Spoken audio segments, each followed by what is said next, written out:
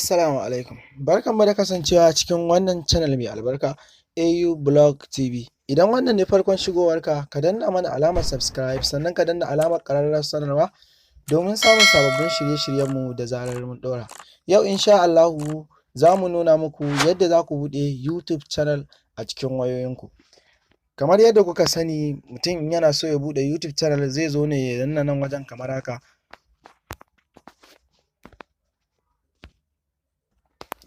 Kana shiga YouTube ɗinka zai buɗe kamar haka, sai ka zo ka duba can sama inda email ɗinka yake, ma'ana nan can sama haka ɗin nan kamar haka.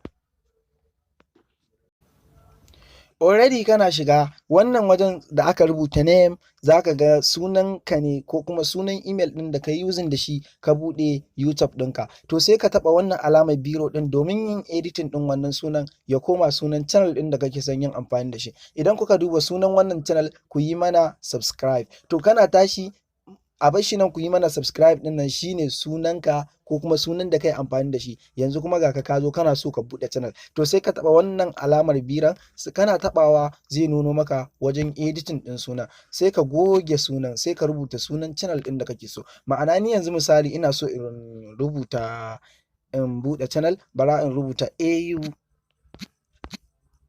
Blog TV. Gashi nan na rubuta AU Blog TV. Ina taɓa OK ɗin nan, shikenan channel ɗina ta samu. Sannan nan ƙasan shine inda za ka yi description ɗin wannan channel ɗin naka. Idan abin da kake so za ka inga ɗaɗɗurawa a channel ɗinka shine za ka ɗan yi wa mutane description a kansa. Bayan ka zo ka taɓa wannan, nan ma ka gama. Sai can za ka ga hoton channel ɗina da akwai wata kyamara a wajen. Kana taɓawa a nan ne za ka ɗora logo ɗin channel ɗinka ko kuma wani hoto wanda kake so ya bayyana a kan channel ɗinka, wanda daga an yi sacin za a inga ganin wannan hoto, za a gane ka. Sannan kuma za ka ci gaba da ɗora bidiyoyi akan wannan channel ɗin, daga nan kuma har YouTube su fara biyan ka. Idan wannan bidiyo ya burge ka, kar ka manta ka danna mana alamar like, sannan ka danna alamar subscribe da alamar ƙararrawar sanarwa domin samun sababbin shirye-shiryenmu da zarar mun ɗora.